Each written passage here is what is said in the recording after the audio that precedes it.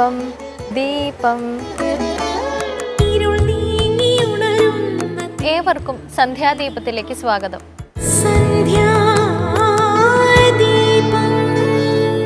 കേരളത്തിലെ പ്രശസ്തമായ ശ്രീരാമക്ഷേത്രമാണ് തൃശൂർ ജില്ലയിലെ തൃപ്രയാർ ശ്രീരാമക്ഷേത്രം. വാർഷിക പൂരവും തൃപ്രയാർ ഏകാദശിയുമാണ് ഇവിടത്തെ പ്രധാന ഉത്സവങ്ങൾ. ഇന്നാണ് തൃപ്രയാർ പൂരം പുറപ്പാട് ആരംഭിക്കുന്നത്.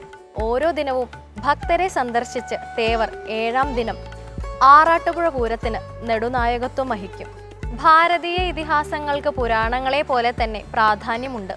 രാമായണവും മഹാഭാരതവും വിശുദ്ധ ഗ്രന്ഥങ്ങളുടെ പട്ടികയിൽ ഉൾപ്പെടുന്നതും അതുകൊണ്ടാണ്. ഭക്തിസാന്ദ്രവും മോക്ഷദായകവുമായ നിരവധി സ്തോത്രങ്ങളും സ്തുതികളും ഈ ഗ്രന്ഥങ്ങളിലുണ്ട്. ഇനി സന്ധ്യാനാമത്തിന്റെ സമയമാണ്, കേൾക്കാം.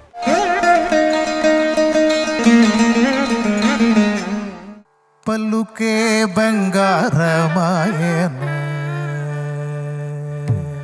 പല്ലുക്കേ ബംഗാരമായന, കോദണ്ഡ പാടി പല്ലുക്കേ ബംഗാരമായന, കോദണ്ഡ പാടി പല്ലുക്കേ ബംഗാരമായന, കോദണ്ഡ പാടി പല്ലുക്കേ ബംഗാരമായന, കോദണ്ഡ പാടി പല്ലുക്കേ ബംഗാരമായന, കോദണ്ഡ പാടി പല്ലുക്കേ ബംഗാരമായന, കോദണ്ഡ പാടി പല്ലുക്കേ ബംഗാരമായന.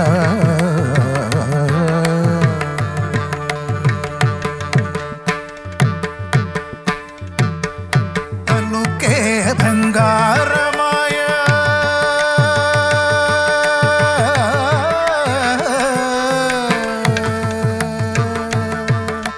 పలుకే బంగారమాయ పిలుచిన బలుగవేమి, పలుకే బంగారమాయ పిలుచిన బలుగవేమి, పలుకే బంగారమాయ పిలుచిన బలుగవేమి, కలలోని నామస్మరణి మరవచ గనిదండి, పలుకే బంగారమాయన, కోదండ పాడి పలుకే బంగారమాయన, కోదండ పాడి పలుకే బంగారమాయన.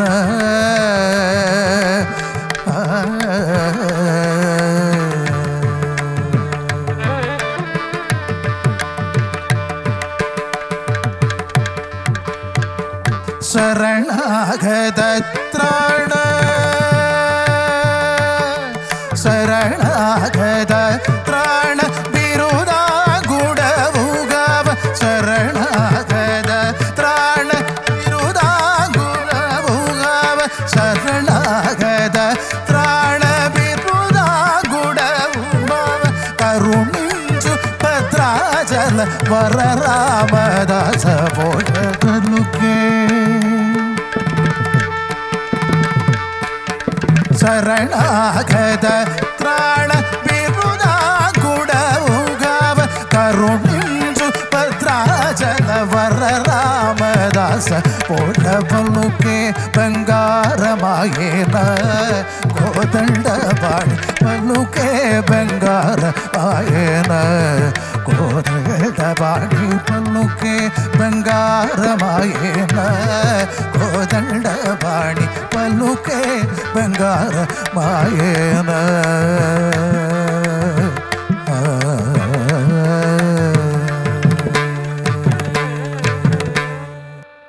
ക്ഷേത്രങ്ങളിൽ നടത്തപ്പെടുന്ന ഒരു പ്രധാന ചടങ്ങാണ് സപ്താഹം.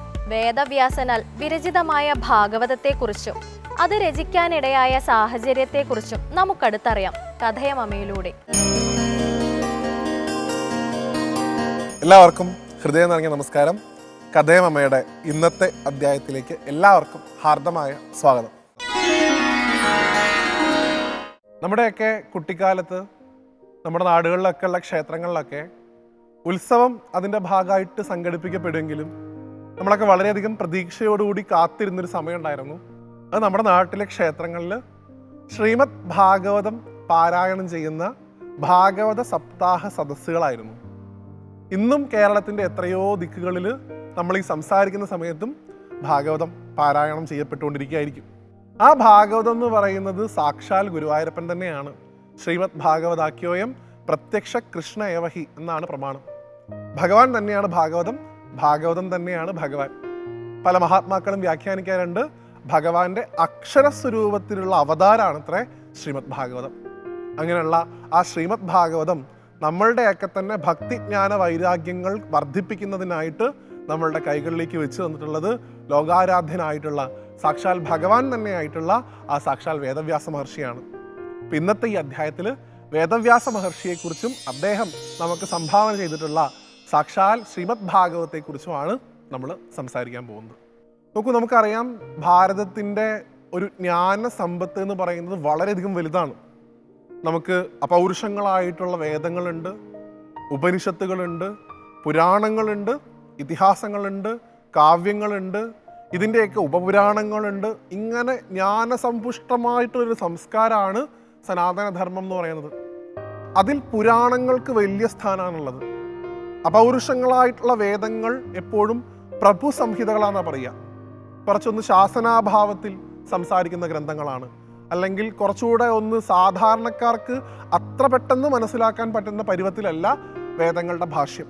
അതൊന്നുകൂടെ ലഘൂകരിച്ചിട്ടുള്ളതാണ് ഉപനിഷത്ത്. വേദതത്വം തന്നെയാണ് അതിലും പറയുന്നത്. അതേ ഉപനിഷത്ത് തത്വത്തെ, വേദതത്വത്തെ ഒന്നുകൂടെ ലഘൂകരിച്ച് കഥകളിലൂടെ സാധാരണക്കാരിലേക്ക് എത്തിക്കാൻ വേണ്ടിയിട്ടാണ് പുരാണങ്ങൾ ഉപയോഗിച്ചിട്ടുള്ളത്. അങ്ങനെ നമുക്ക് 18 പുരാണങ്ങളുണ്ട് നമുക്കറിയാം. ആ 18 പുരാണങ്ങളിൽ ഏറ്റവും ശ്രേഷ്ഠമായിട്ടുള്ള പുരാണങ്ങളിൽ ഒന്നാണ് ശ്രീമദ് ഭാഗവതം. കഥ എങ്ങനെയാണ് ഭാഗവതത്തിൻ്റെ പിറവിക്ക് പുറകിലുള്ളത് എന്ന് നമുക്ക് പരിശോധിക്കാം. ആദ്യം ഈ പുരാണങ്ങളുടെ രചനയൊക്കെ കഴിഞ്ഞ സമയത്ത് ശ്രീമദ് ഭാഗവതം എഴുതിയിട്ടില്ല.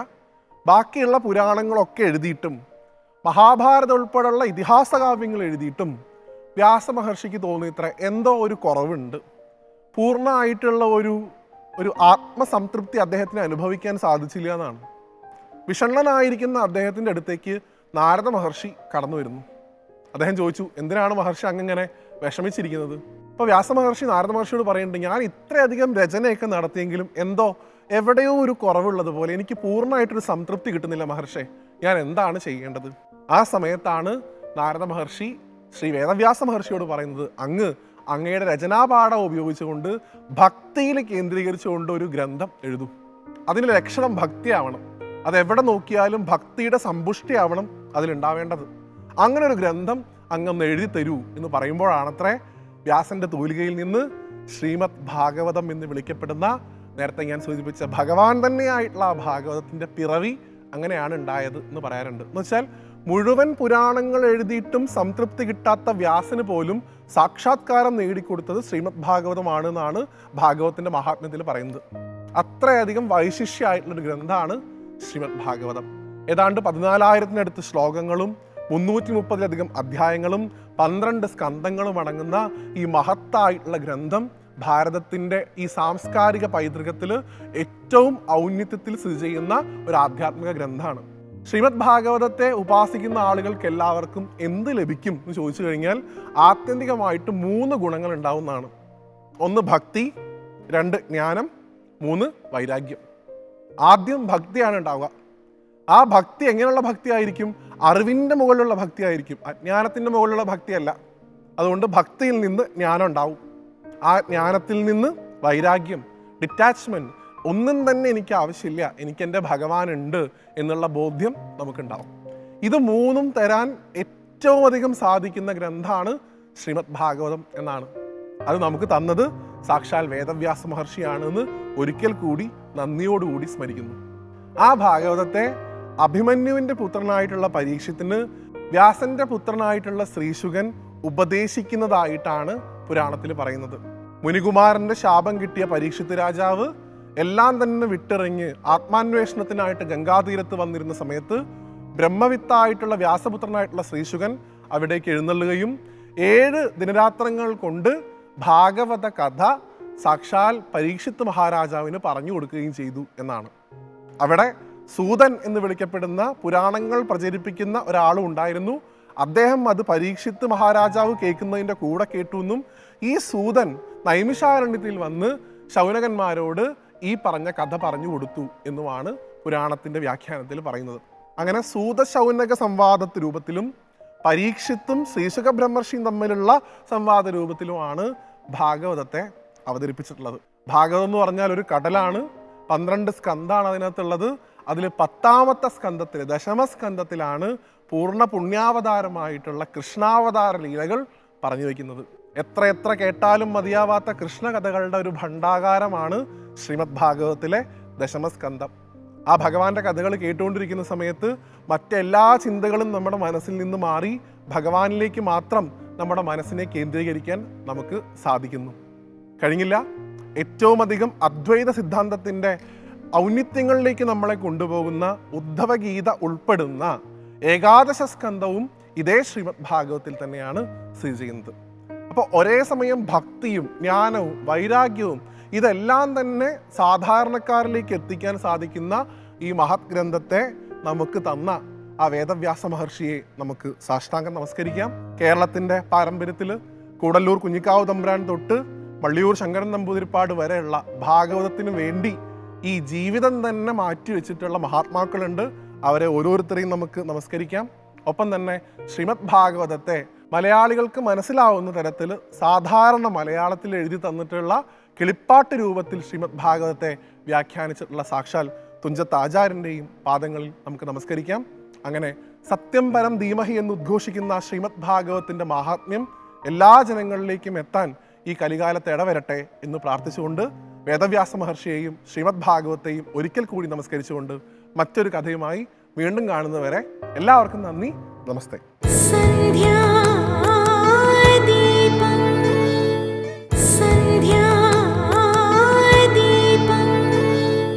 ക്ഷേത്രോത്സവങ്ങൾ പലതരത്തിലുണ്ട്.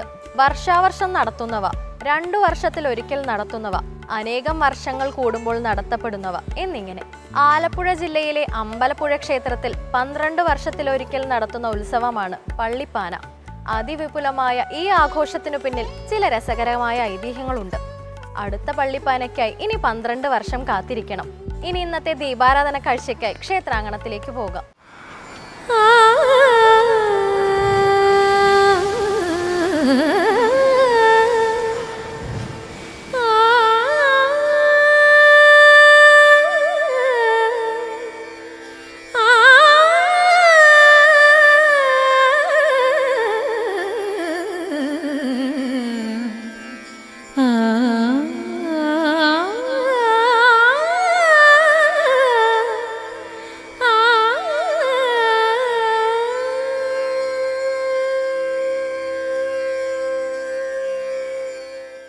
അലയാഴി അവിരതം നാമജപം മുഴക്കിക്കൊണ്ടിരിക്കുന്ന ശംഖുമുഖം കടൽ തീരം. അന്തരീക്ഷത്തിൽ ആകമാനം കടൽ കടന്നെത്തുന്ന കാറ്റിൻ്റെ ആർദ്രത. ജീവിതമാകുന്ന മഹാസാഗരത്തിനു മുന്നിൽ കരണീയമെന്തെന്നറിയാതെ പരിങ്ങിയും ഉള്ളുരുകിയും നിൽക്കുന്ന ഭക്തരെ തലോടുന്ന മാതൃവാത്സല്യത്തിൻ്റെ പ്രതീകമായി അമ്മ മഹാമായ കുടികൊള്ളുന്ന ദിവ്യസന്നിധി. ഇതാണ് ശംഖുമുഖം ദേവീക്ഷേത്രം.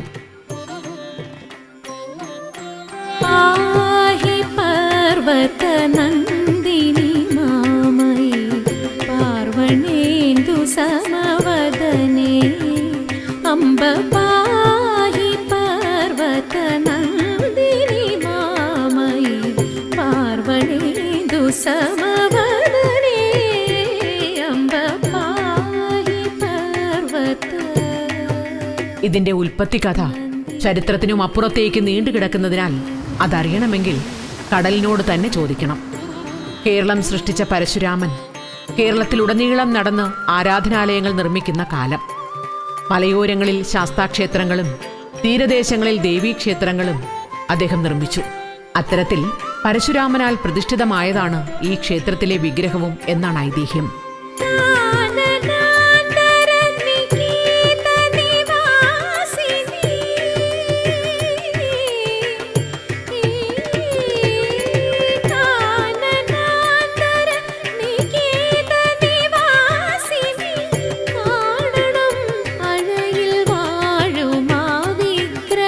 പരശുരാമൻ പ്രതിഷ്ഠിച്ച 108 ദുർഗാലയങ്ങളിൽ ഒന്നാണ് ശംഖുമുഖം ദേവീക്ഷേത്രം.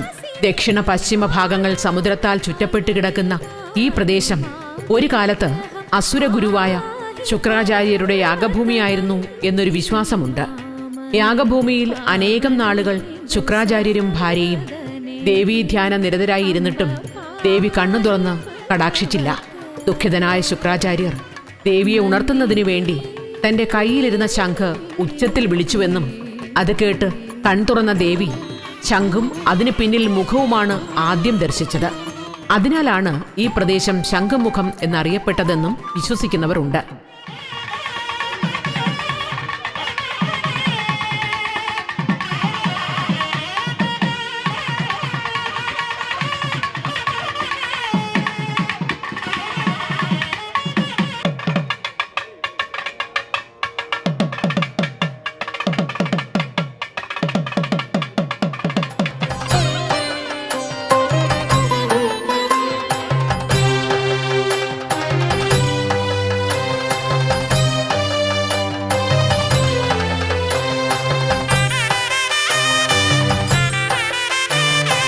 ഈ ക്ഷേത്രവുമായി ബന്ധപ്പെട്ട അനവധി ഐതിഹ്യ കഥകളും ചരിത്ര സൂചനകളും വിശ്വാസങ്ങളും നിലവിലുണ്ട്. ദുർഗാക്ഷേത്ര നാമാവലിയിൽ പരാമർശിക്കുന്ന ആഴിയൂർ ക്ഷേത്രം ഇതാണെന്നാണ് ഒരു വിശ്വാസം.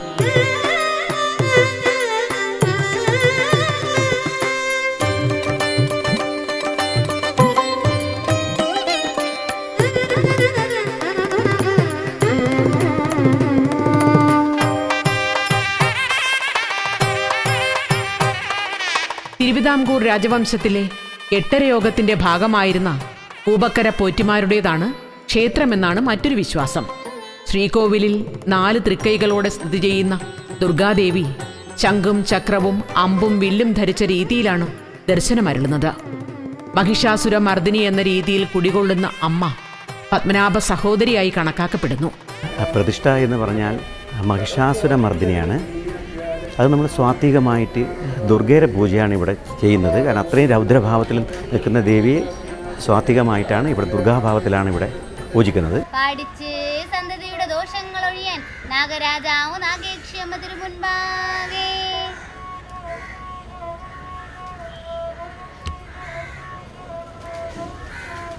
ശത്രുബാധൽ അകറ്റണമേ, വിഷഭയങ്ങൾ ഒഴിയണം, രാഗുർദോഷം തീരേണം സന്തതിക്ക് പാടിക്കുമ്പോൾ. തൃപ്പദ പത്മത്തിൽ അർപ്പിതമാകും ആത്മാവിനു പൂകാൻ അപ്പുറമുണ്ടോ മുപ്പാരിടമതിൽ മറ്റൊരു പരമപദം. തീരപ്രദേശമായതുകൊണ്ട് തന്നെ ക്ഷേത്രാങ്കണം മണൽ പരപ്പാണ്. പുനരുദ്ധാരണ പ്രവർത്തനങ്ങൾ ക്ഷേത്രത്തിന്റെ ഗാംഭീര്യം വർദ്ധിപ്പിച്ചിട്ടുണ്ട്. ശ്രീകോവിലിന് ചുറ്റുമുള്ള ഇടനാഴി മറ്റു ക്ഷേത്രങ്ങളിൽ നിന്ന് വ്യത്യസ്തമായി അടഞ്ഞതായാണ് കാണപ്പെടുന്നത്.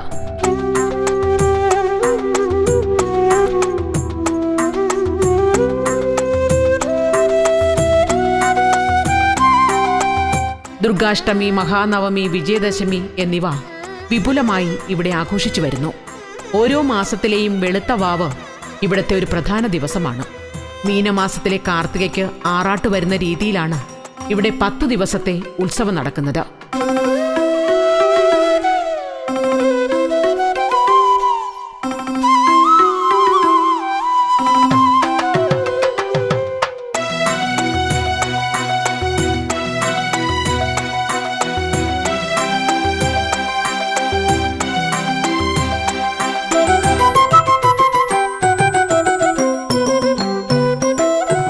മാർത്താണ്ഡവർമ്മയുടെ കാലം മുതൽ പത്മനാഭസ്വാമി ക്ഷേത്രത്തിലെ ആറാട്ടിനു വേണ്ടിയുള്ള എഴുന്നള്ളത്ത് വേളയിൽ ദേവിക്ക് 16.25 പണം കാണിക്ക വയ്ക്കുന്ന ഏർപ്പാട് ഉണ്ടായിരുന്നു. അത് ഇന്നും തുടരുന്നു.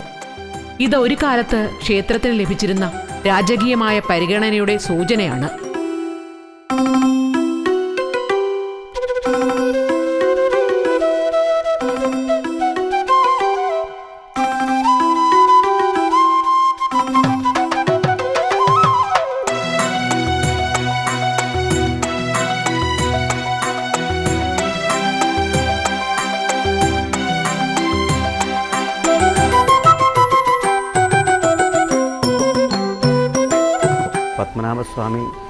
സ്വാമിയുടെ സഹോദരിയാണ് ശംഖുമോൻ ദേവി.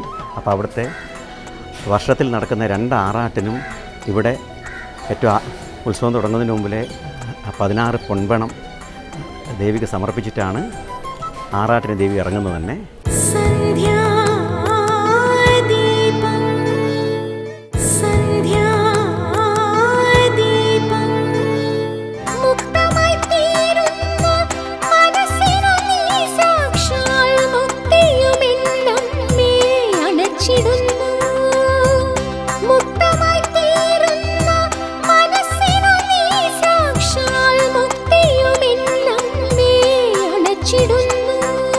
കുരുക്ഷേത്ര യുദ്ധകാലത്ത് തൻ്റെ ശിഷ്യന്മാരും തൻ്റെ സൈന്യങ്ങളും തൻ്റെ സഹോദരനും വിവിധ ചേരിയിലായി ചിതറിക്കിടന്ന് പരസ്പരം യുദ്ധത്തിലേർപ്പെടുന്നത് കണ്ട് മനസ്സുമടുത്ത ബലരാമൻ തീർത്ഥയാത്രയ്ക്കായി പോയി എന്നും ആ തീർത്ഥയാത്രയ്ക്കിടയിൽ ഈ പ്രദേശവും സന്ദർശിച്ചു എന്നുമാണ് ഒരു വിശ്വാസം.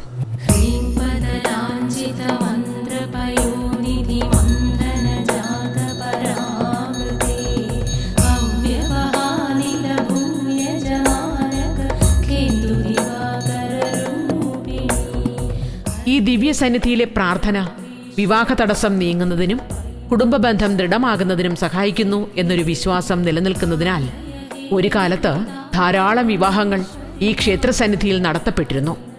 പിന്നീട് ക്ഷയിച്ചുപോയ ക്ഷേത്രം ഇന്ന് പൂർവ്വകാല പ്രൗഢിയെയും വെല്ലുന്ന തരത്തിൽ പുനരുദ്ധരിക്കപ്പെട്ടിരിക്കുന്നു.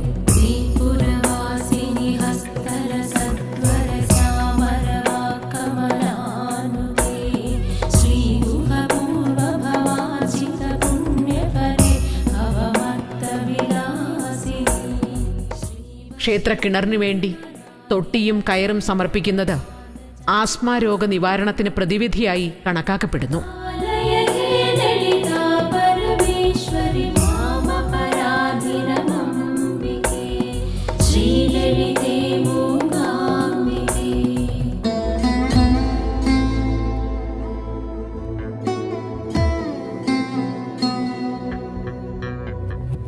ഇന്ന് വൈകുന്നേരം സമർപ്പിച്ചത് പിറ്റേ ദിവസം രാവിലെ ഇവിടുത്തെ കിണറിൽ നിന്ന് നമ്മൾ ആ തൊട്ടിയും കയറും വെച്ചാണ് വെള്ളം കോരി ദേവിക്ക് അഭിഷേകം കഴിച്ച് അന്ന് രാവിലെ ആ തീർത്ഥം പഥ്യത്തോടു കൂടി സേവിക്കുക എന്നുള്ളതാണ്. പ്രശാന്ത ചാരുതയാൽ സഞ്ചാരികളെയും വിശ്വാസപ്പെരുമയാൽ ഭക്തജനങ്ങളെയും ഒരുപോലെ ആകർഷിച്ചുകൊണ്ട് മാതൃഭാവത്തോടെ ദുർഗാഭഗവതി ഇവിടെ കുടിയിരിക്കുന്നു.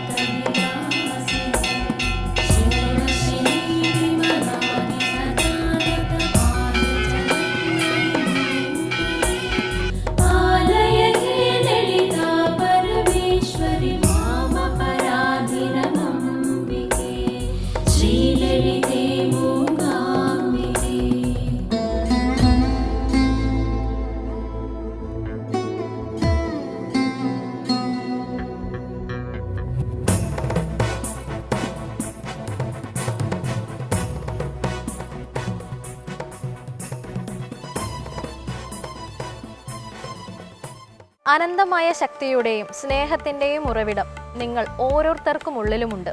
അതിനെയാണ് നാം ആത്മാവ് എന്ന് വിളിക്കുന്നത്. ഈശ്വരൻ നിങ്ങളെ കൈവിടില്ല എന്ന ഉറച്ച വിശ്വാസത്തോടെ മുന്നോട്ടു പോകുക. ഇന്നത്തെ സന്ധ്യാദീപം ഇവിടെ അവസാനിക്കുന്നു. ഏവർക്കും നന്ദി.